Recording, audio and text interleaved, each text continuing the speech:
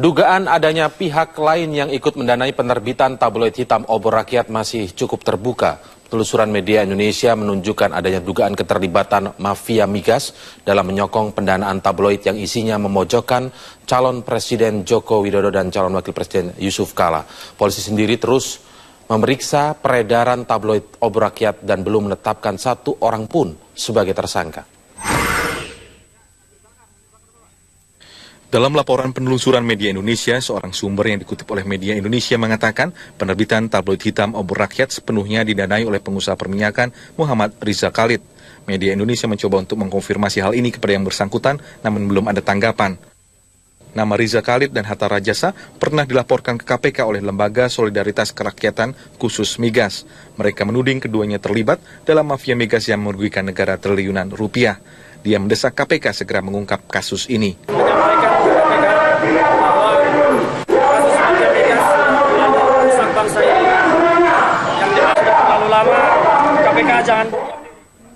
Pengamat politik Borny Hagans menilai pengungkapan siapa di belakang kasus obor rakyat ini penting. Dia menilai terbuka kemungkinan Rizal Khalid terlibat dalam membantu penerbitan obor rakyat yang sekarang masih marak di masyarakat. Kalau kemudian sekarang namanya kembali terendus di dalam kasus obor rakyat, saya kira cukup nyambung karena dari informasi lain yang juga terkumpul, Pak Muhammad Riza Khalid juga ikut mendanai kelompok capres tertentu, ya misalnya yang membeli rumah Polonia yang menjadi markas kelompok Prabowo Hatta. Lalu kemudian juga tersebut bahwa dia berkawan baik dengan Pak Hatta Rajasa. Saya kira cukup logis karena Pak Hatta juga punya perusahaan energi yang terutama yang sekarang dipimpin oleh anaknya sendiri, Reza Rajasa, ya, kelompok Artindo itu. Nah, artinya bahwa kalau Anda bertanya soal ada nggak kepentingan politik, otomatis penguasaan politik selalu berdampingan dan berbarengan dengan penguasaan ekonomi. Sebelumnya, Komisi Pemberantasan Korupsi KPK juga telah meminta Hatta menyampaikan adanya praktik mafia migas ke lembaga tersebut. Juru bicara tim sukses Prabowo Hatta, Bara Hasibuan, membantah Hatta terlibat dalam pembiayaan tabloid obor, namun tidak menepis kabar kedekatan antara Hatta dengan Riza Khalid. Mereka sama-sama aktif di majelis Zikir SBY, ya. Jadi memang interaksi mereka sebatas keterlibatan mereka di majelis itu, ya. Sebelumnya, Cawapres Yusuf Kala sudah meminta polisi mengungkap penyandang dana penerbitan tabloid hitam obor rakyat ini. Dia bahkan sempat menanyakan langsung kepada Hatta soal penerbitan tabloid obor. Tim Liputan Metro TV. Peneliti kasus migas Iwan Piliang menduga ada mafia di balik impor minyak dan gas di Indonesia. Akibat praktik mafia migas, negara harus merugi hingga 10 triliun rupiah per tahun. Ketiadaan kilang minyak di Indonesia membuat Indonesia harus mengimpor migas. Celah inilah yang diduga dimanfaatkan sejumlah pihak untuk memonopoli impor minyak dan gas serta memarkup atau menaikkan harga impor minyak. Peneliti kasus migas Iwan Piliang membuat alur dan aktor di balik mafia migas. Migas yang akan diimpor Indonesia berasal dari Arab dan Afrika yang kemudian diolah di Singapura. Perjalanan minyak untuk sampai ke Indonesia harus melalui 5 broker di bawah salah satu anak perusahaan Pertamina, Pertamina Energy Trading atau PT Petral. Menurut Iwan, PT Petral memarkup harga minyak menjadi $113,90 Amerika per barel. Padahal harga rata-rata minyak hanya $80 hingga $100 Amerika per barel. Monopoli impor minyak inilah yang kuat diduga melibatkan sejumlah pengusaha minyak yang mengontrol Petral dan menguasai impor BBM sebanyak 200 juta barel per tahun. Akibat praktek mafia migas, lagi-lagi rakyat harus menanggung beban setidaknya 10 triliun rupiah per tahun. Tim Liputan Metro TV. Pemirsa, salah satu hal yang mengemuka dalam debat Capres-Cawapres adalah tentang kebocoran potensi kekayaan negara. Potensi kebocoran kekayaan negara itu diantaranya di sektor migas.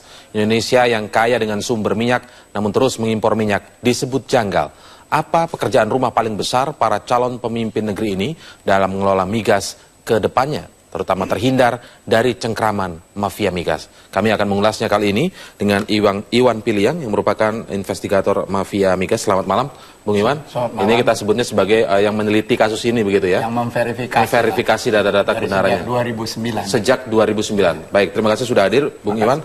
Kemudian ada Ferdinand Hutahean yang merupakan kelompok dari Solidaritas Kerakyatan Khusus SKK Migas, istilahnya SKK Migas begitu ya, Ferdinand ya, yang melaporkan ke KPK pada 16 Juni lalu. Betul. Ya? Baik. Kemudian ada Pak Kurtubi selaku pengamat migas. Selamat malam Pak Kurtubi. Selamat malam. Baik. Kita akan mulai dari Bang Ferdinand terlebih dahulu karena pada tanggal 16 Juni lalu Bang Ferdinand melaporkan dan membuat aksi begitu ya, demonstrasi di kantor KPK dan melaporkan sejumlah data-data terkait kekayaan migas. Sebenarnya data-data terkait mafia migas, sebenarnya data-data apa saja yang Anda temukan sebenarnya sehingga dilaporkan ke KPK? Baik, jadi tanggal 16 kemarin itu kami dari Solidaritas Kerakyatan Khusus Migas mengambil sikap tegas melaporkan Hatta Rajasa dan Riza Khalid sebagai mafia migas ke KPK dengan data-data yang kami miliki memang sudah lama kami himpun, dan sebetulnya kami tidak ingin membuka ini pada saat-saat sekarang karena kami tahu rezim yang sekarang berkuasa tidak akan membuka kasus ini. Tetapi karena kami lihat konstelasi politik sekarang di mana uang mafia migas ini sudah mengalir kepada salah satu pasangan capres dan cawapres, maka kami SKK Migas mengambil sikap harus melaporkan ini supaya masyarakat tahu bahwa mafia migas ini jangan sampai bercokol memerintah kembali di Republik ini. Datanya seperti apa? Mungkin bisa diceritakan soal datanya terlebih dahulu. Data-data yang kami miliki saat ini adalah bagaimana proses tender di Petral itu dilakukan, diatur oleh mafia, harga yang dipatok di sana, harga pasaran dunia terhadap harga minyak pada saat kontrak itu ditanda tangan. Jadi kami mendapatkan nilai markup yang tidak seharusnya terjadi. Dan data-data itu yang kami himpun sekarang termasuk dana hasil mafia migas ini diparkir di beberapa negara yang sekarang mengalir deras ke dalam negara kita. Dan kita telusuri mampir juga ke pasangan capres-cawapres. Ini data yang kita himpun dan akhirnya kita simpulkan bahwa ini harus segera diambil tindakan, harus dilaporkan ke KPK supaya... Sebesar apa sih markupnya dan merugikan negara kira-kira berapa besar? Dari data yang Anda punya? Dari data yang kita punya, markup ini kita ambil rata-rata hampir sampai 5-10 US dollar per barrel. Sementara kebutuhan import kita per hari itu sampai 900.000 barrel per hari. Jadi kita kalikan saja nilainya, sangat besar sekali. Kita total hampir 100 miliar per hari uang negara yang harus dipergunakan untuk kemakmuran rakyat, dirampok dan dimaling oleh mafia-mafia migas ini. Nah, inilah yang mendorong kita mengambil sikap tegas untuk segera melaporkan Hatta Rajasa dan Riza Khalid ke KPK. Baik, kita ke Bung Iwan Piliang. Saya ingin tahu Bung Iwan yang memverifikasi kemudian menelusuri soal mafia migas ini. Bagaimana yang Anda temukan, data yang Anda temukan, pola ataupun modus yang dilakukan oleh mafia ini? Apakah sama seperti yang ditemukan Bung Ferdinand atau seperti apa? Baik, jadi saya ingin mengatakan pertama... Secara runut ini dari mana minyaknya, untuk siapa kemudian? Oke, pertama saya kurang bersepakat dengan istilah mafia. Karena mafia itu sesuatu yang canggih di mata saya. Canggih, caviar, jazz yang mahal, musik yang klasik yang high. Sesungguhnya ini kita bicara maling minyak gitu. Maling minyak di ranah... Oh, bukan mafia tapi maling ya? Maling, sesungguhnya hanya maling saja. Yang otaknya juga, ya otak maling, bukan mafia itu kan kalau dalam The Godfather itu kan bagus sekali ya. Jadi bukan strategi yang tersembunyi rapi. Tidak, rapi. sangat terang benderang maksudnya. Sangat terang benderang, sangat mudah dipahami. Polanya seperti apa mungkin? Nah, di mana mereka malingnya kan begitu? Ya. Pertamina punya anak perusahaan namanya Petral itu, sudah dipaparkan. Angka 10 triliun per tahun itu angka minimal. Nah, mereka membuat perusahaannya bukan di Indonesia. Tolong dilihat dulu. Di Singapura. Anak perusahaan Pertamina bernama Petral ini di Singapura. Di Singapura. Tolong orang kebanyakan saya yakin paham sekali ini. Sementara pasar trading minyak itu adalah kita. Indonesia 900.000 yang kita impor. Mungkin hal ini Pak Kurtubi lebih memahami nanti. Saya ingin mengatakan mempermudah pemahaman. Lalu sejak lama para maling-maling minyak ini, ingat ya, maling-maling minyak ini menakut-nakuti kita. Kalau kita bikin kilang lokal, kita nggak dapat crude. Supply kan dari luar. Ya kan? Terus kita di embargo sama para mafia katanya itu, istilah mafia itu. Saya katakan sekali lagi maling ya, maling minyak. Nah, lalu biaya mahal, kata dia kan? lalu kita nggak punya uang. Itu semua adalah omong kosong para maling minyak. Oke. Semua ini mereka ciptakan dalam sistem demokrasi yang diistilahkan oleh Nasrullah Bawaslu itu demokrasi prosedural. Kuncinya fulus-mulus. Nah, fulus-mulus. Oh. Nah, yang paling banyak fulus siapa?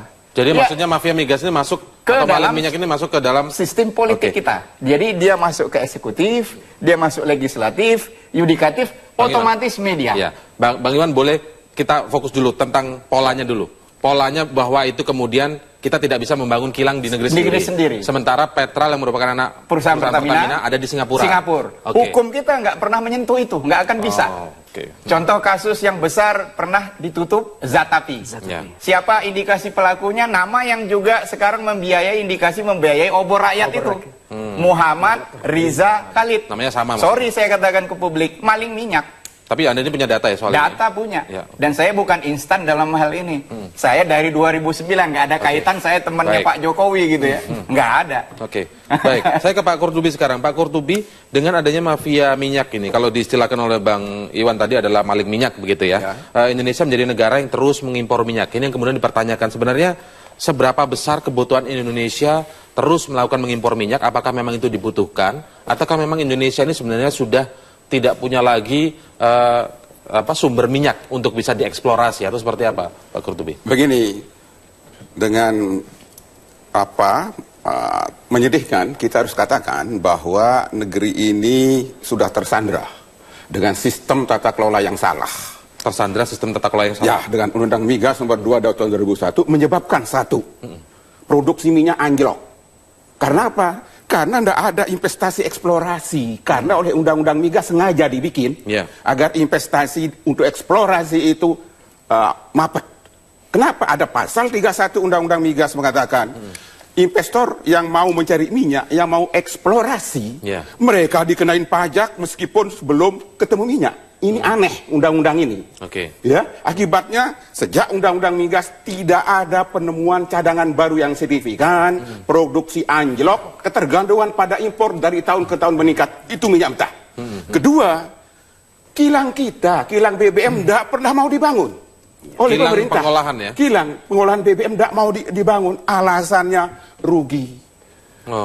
Alasan rugi, lalu mendorong opini lebih murah membeli BBM impor daripada produksi sendiri. Ini rekayasa desain yang sistematis yang menyebabkan kita mengimpor minyak mentah dan BBM setiap tahun meningkat. Kebutuhan BBM. Kebutuhan BBM kita. Sekarang kebutuhan BBM kita kira-kira berapa? Sekitar 1.200.000 sampai 1.500.000 barrel per hari berbentuk BBM. Berbentuk BBM. Kalau berbentuk minyak mentah itu 1,6 sampai 1,7 juta barrel per hari. Ya. Nah, aneh bin ajaib, selalu dikatakan membangun kilang itu merugikan. Tidak ada. Kilang selalu untung. Baik. Seluruh dunia kilang itu selalu memang untungnya lebih kecil daripada di hulu. Nah, lalu Indonesia kok bisa oknum Pertamina maupun oknum pemerintah selalu mengatakan membangun kilang itu merugikan. Nah, ini yang harus kita bongkar sebagai garis bawah di segmen pertama ini kita seperti tersandra untuk selalu mengimpor minyak karena kalau membangun kilang pengolahan sendiri disebut ditakuti terus. Ditakuti bahwa kita akan rugi. Nanti kita akan bahas. Baik, kita akan bahas mengapa anak Pertamina tadi yang bernama Petral tadi berada di Singapura. Adakah pernah upaya untuk memindahkannya kembali ke Indonesia? Kita akan membahasnya nanti. Tetaplah bersama kami pemirsa di Prime Time News.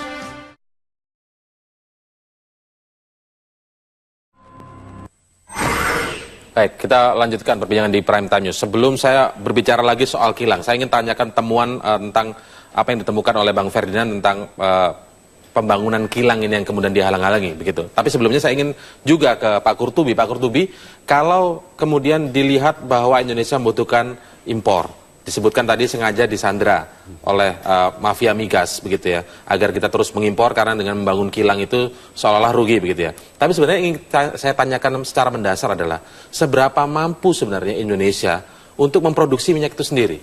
Minyak mentah? Ya. Kalau sekarang kemampuannya anjlok. Produksi kita sekitar 800.000 barrel per hari. Tapi jangan salah, potensi resource minyak kita antara 50 miliar sampai 80 miliar barel.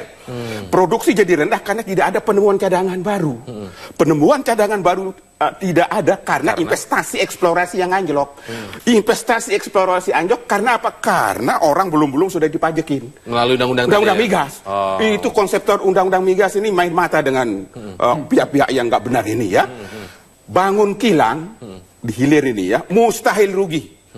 Kuncinya begini, 1 liter bahan baku BBM yang nama minyak mentah atau 1 barel minyak mentah selalu lebih murah daripada 1 barel BBM. Dengan kata lain pasti untung bangun kilang itu. Sekarang ini kita punya berapa kilang sebenarnya? Kapasitasnya cuma sekitar 1.050.000 barel per hari. Yang dibutuhkan agar kita swasembada BBM tahun ini minimal 1.500.000 barel per hari. Tahun 2004 baru kita hendak ngimpor BBM. Ya. Ada cara yang gampang sekarang ini untuk kita bisa punya tambahan kapasitas kilang BBM yaitu kilang TPPI Tuban. Kilang TPPI Tuban. Iya, yang sudah jadi, yang bermasalah, ini mestinya diambil alih oleh negara lewat Pertamina. Sehingga kilang ini bisa disuruh mengolah minyak mentah untuk jadi BBM. 1, biayanya jauh lebih rendah. 2, kilang bekas LNG Arun. Ada tokoh masyarakat Aceh yang mengusulkan agar bekas kilang LNG Arun ini dikonversi jadi kilang BBM. Itu jauh lebih murah. Tetapi pemerintah tidak setuju. Tanya kenapa tidak setuju? Kalau ini disetujui, kapasitas kilang kita dalam tempo relatif singkat bisa relatif terpenuhi, sehingga mafia, ruang gerak mafia ini bisa kita batasi. Sebab kita akan mampu memenuhi kebutuhan BBM kita mungkin 80%-nya, belum. Mungkin ada temuan dari Bang Ferdinand soal kilang ini Bang, khusus soal pembangunan kilang. Jadi memang dari penelitian yang kita lakukan, ini terjadi simbiosis mutualisme antara pengusaha dengan mafia.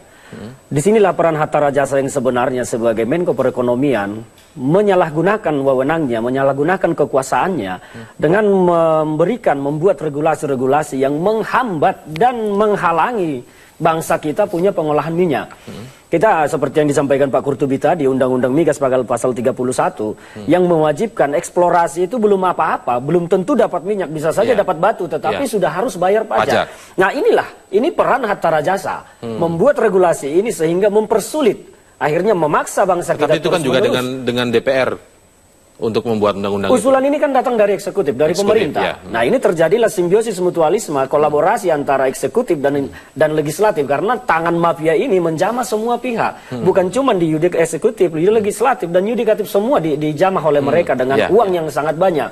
Akhirnya bangsa kita harus rela dengan dipaksa harus mengimpor minyak setiap hari. Yang Anda ceritakan ini mau menunjukkan bahwa sebenarnya bahwa eksplorasi minyak di Indonesia ini sudah tidak ada lagi. Sebetulnya tujuannya seperti itu, sudah sangat berkurang, itu tujuannya, sehingga harus mengimpor. Nah sebenarnya kajiannya Mas Iwan, kalau Anda melihat sebenarnya benarkah memang kalau membangun kilang itu lebih menguntungkan atau lebih merugikan sebenarnya, seperti yang disebutkan oleh Pak Kurtubi tadi? Begini, saya sepakat dengan kalimat menguntungkan. Lagi-lagi saya ingin mengistilahkan ini hanya urusan maling minyak. Maling minyak yang sangat rakus. Kalau dalam bahasa kampung saya ini udah setingkat namanya palasi. Palasi itu orang yang menghisap darah, bahkan mengikir tulang rakyat gitu. Mengapa saya katakan demikian? Sebagai pribadi, saya orang biasa Pak Kurtubi. Untuk membangun kilang 300.000 barrel per day, sekarang berkorelasi dengan 10 miliar dolar. Bapak minta saya datangin investor hari ini, insya Allah dikasih. Bahkan dengan bunga. Kenapa Anda sampai yakin dengan itu? Karena kita punya pasar. Berapa pasar kita per hari? 1.200.000 barel per hari. Per hari. BBM, ya? Pasar itu adalah power Bapak. Tapi karena ada palasi ini tadi, maling yang sudah berubah juga jadi palasi, ya kan? Mengikir tulang rakyat, kita dihambat dengan berbagai cara. Regulasi, kan itu saya katakan. Dan lebih gila lagi, kenapa saya katakan palasi? Sudahlah maling menjadi palasik. Perusahaannya dia buka di Virgin Island, negara bebas pajak. Jadi perusahaan yang mana ini? Ini 5 tadi, Supreme Energy, Orient Oil, Cosmic, Paramount, Strike. Yang menjadi mitra usaha dari Petra, iya kan? bagaimana kita mau cek pajaknya? Terus mereka buka juga kantor di Petral Hong Kong yang dijalankan oleh Sulawesi Investment Limited. Mereka dapat lagi selisih pajak 6%, padahal trading real di Singapura. Maka saya katakan kehadipan Bapak dan Ibu semua gitu, ini falasi, bahasa kampung saya nih, bahasa deso saya. Baik, kalau jadi saya ingin menambahkan, sebenarnya tidak ada kesulitan kita untuk membangun kilang di dalam negeri. Seorang Iwan Piliang, orang biasa doang, bisa kok mendatangkan... Idealnya berapa kilang sih yang harus kita punya ya, untuk kalau 1.200.000 swasembada? 1.200.000 harus ada tambahan hari ini 500.000 barel per hari kapasitas kilang. Agar hari ini swasembada. Tapi untuk membangun satu kilang butuh waktu 3-4 tahun. Ya. Tetapi kalau model tata kelola seperti sekarang ini, negeri ini tetap tersandra. Tergantung kepada energi, BBM dan minyak mentah impor. Yang sangat luar biasa. Ini juga terjadi karena kerugian harganya juga tergantung harga pasar minyak dunia ya.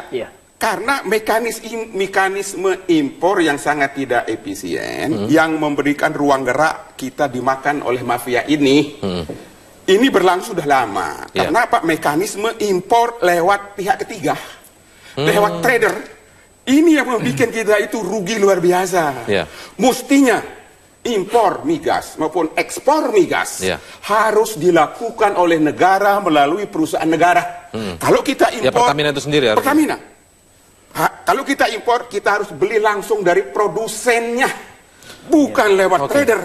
Ekspor pun tidak boleh kita mengekspor migas kita lewat trader, tapi jual langsung ke pembeli di luar negeri. Sebenarnya ini untuk menutup jalan. Yang 5 tadi itu trader itu. Trader itu sebenarnya juga sah-sah saja. Saya ingin mengatakan kalau Sky invest sekarang $10 miliar, kalau kita memang bukan palasik tadi, pengusaha yang benar, sukses fee aja nggak kemakan kok uangnya per hari. Ini persoalannya kan orang yang maling, malingnya sangat tambun dan menambun. Luar biasa rakus. Baik, kita kembali ingin tahu agar masyarakat awam juga tahu di mana letak mafianya tadi, letak malingnya. Nah, sekarang kita kembali yang ke soal Petra. Kalau tadi Pak Kurtubi menyatakan harusnya negara saja langsung, misalnya Pertamina langsung. Nah, Petra ini sebenarnya kan anak perusahaan Pertamina. Benar. Kita tahu juga pada medio 2012 kalau saya tidak salah, mau diluruskan begitu.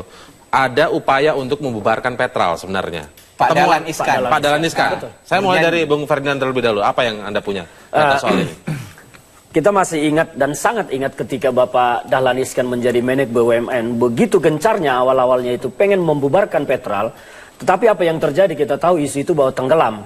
Dan dari penelitian yang kita lakukan kenapa ini tenggelam, bahwa ternyata memang ada tangan mafia ini yang bermain. Kalau istilah Bang Iwan tadi, maling ini langsung menginjak jempol pihak-pihak yang pengen membuat bangsa ini baik. Akhirnya sekarang kita tahu bahwa Petral bahkan semakin eksis.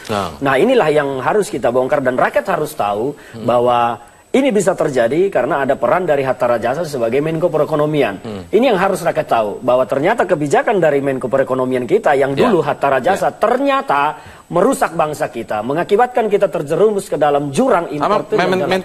Menteri yang bertanggung jawab emang hanya satu ya, Hatta Rajasa saja, atau ada beberapa? Karena semua regulasinya ada di tangan Menko Perekonomian Hatta Rajasa. Adapun menteri-menteri terkait SDM dan Meneg BUMN itu sifatnya teknis. Baik, Bung Iwan mungkin mengetahui kenapa ini kemudian mentok, tidak jadi dibubarkan, padahal Pak Dahlan Iskan saat itu sudah sempat sangat gencar. Mungkin ada informasi yang bisa dibagi oleh Bung Iwan Piliang, tetapi kita harus break terlebih dahulu. Tetaplah bersama kami di Prime Time. Baik, saya ingin minta atau menagih informasi tadi yang sempat terhambat sebelum kita break tadi, Bung Iwan Piliang. Sebenarnya apa sih yang membuat kemudian Petral ini tidak bisa dipindahkan ke Indonesia, padahal ini kan jelas-jelas anak perusahaan dari Pertamina yang merupakan perusahaan Indonesia, perusahaan nasional gitu. Iya, mereka masuk ke dalam sistem trias politika kita. Undang-undang, eksekutif, yudikatif. Yang dua kita nggak usah bahas lagi. Yudikatif di hukum. Kita simak saja kasus Zatapi.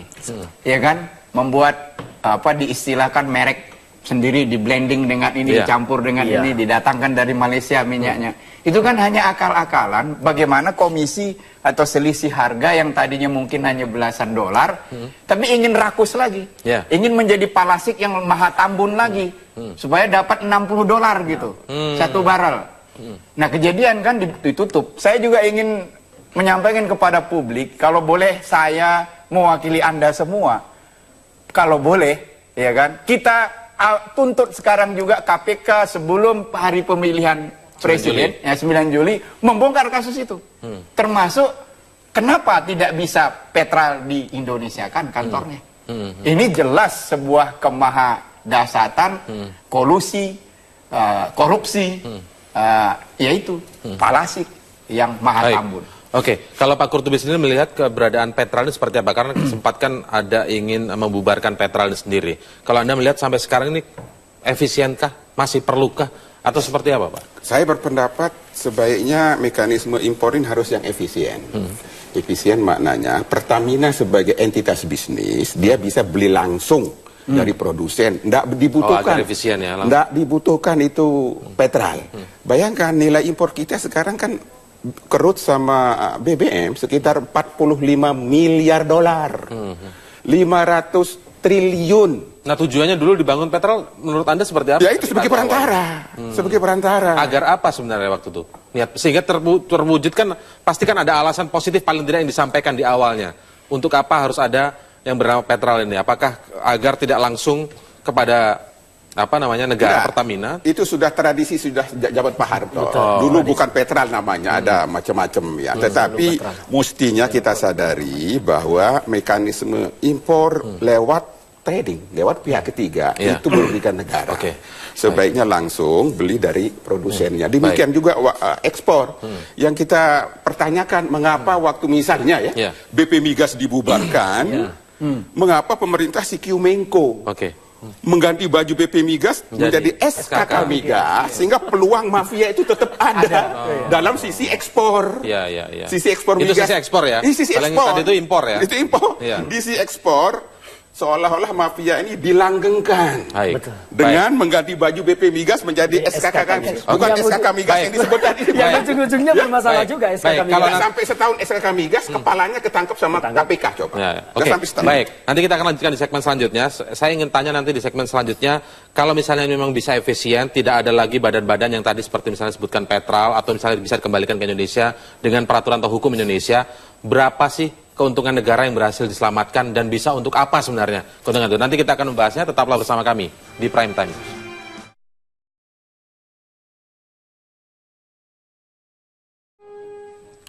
Ya, dan kita lanjutkan perbincangan di Prime Time News dengan informasi berikut ini. Dalam debat Cawapres minggu lalu, Cawapres Yusuf Kala mempertanyakan kepada Cawapres Hatta Rajasa bagaimana mengatasi adanya mafia migas. Berikut kami hadirkan kembali cuplikannya. Kalau itu kebocoran tentu juga tercermin di KPK atau kejaksaan. Apakah itu begitu besarnya itu termasuk karena mafia minyak, mafia daging, atau mafia bibit, atau mafia gula yang sebar di KPK, ataupun penyelesaiannya bagaimana menurut Anda? Tadi belum dijawab, apa usaha menyelesaikan itu apabila katakanlah Anda diberikan amanah?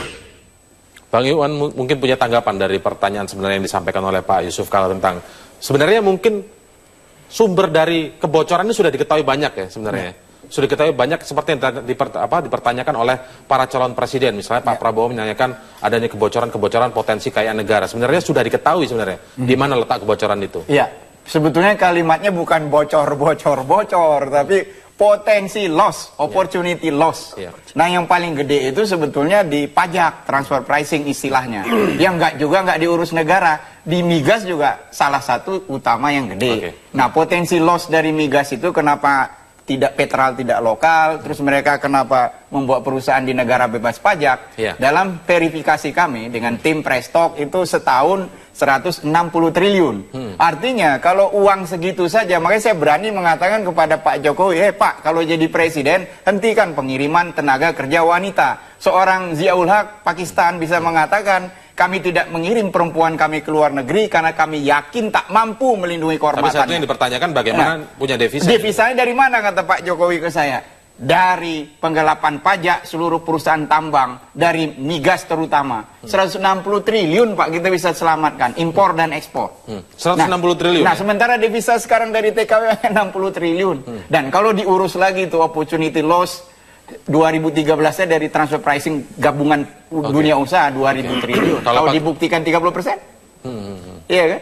Silakan. Kalau Pak Kurtubi bagaimana melihatnya? Apakah memang itu realistis? Memang 160 triliun itu akan bisa kita ambil keuntungan jika kita mampu melakukan efisiensi di pengelolaan migas ini? Saya rasa baik sisi impor maupun ekspor. Besar kemungkinan. Intinya ke depan ya kita harapkan presiden terpilih ya agar bisa memperbaiki ya tata kelola migas dan tambang.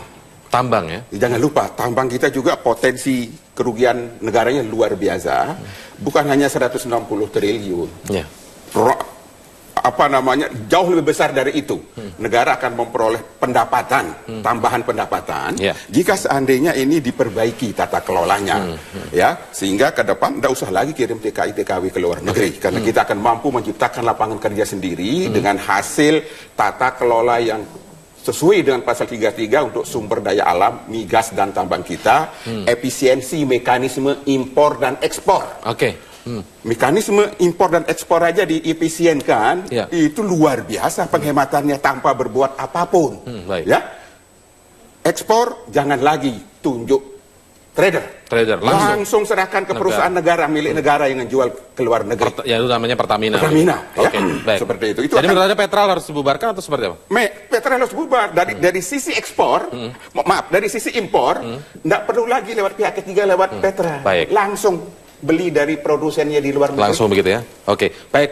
Karena Anda yang melaporkan hal ini ke KPK, dan Mas Iwan tadi menyatakan lebih baik sebelum 9 Juli ini sudah mulai diproses. Apa yang akan Anda lakukan? Tim dari Solidaritas Kesatuan atau Kerakyatan Khusus ya? SKK Migas, LSM SKK Migas. Bagaimana Anda mendorong KPK soal ini? Dalam hal ini kita akan tetap mendatangi KPK.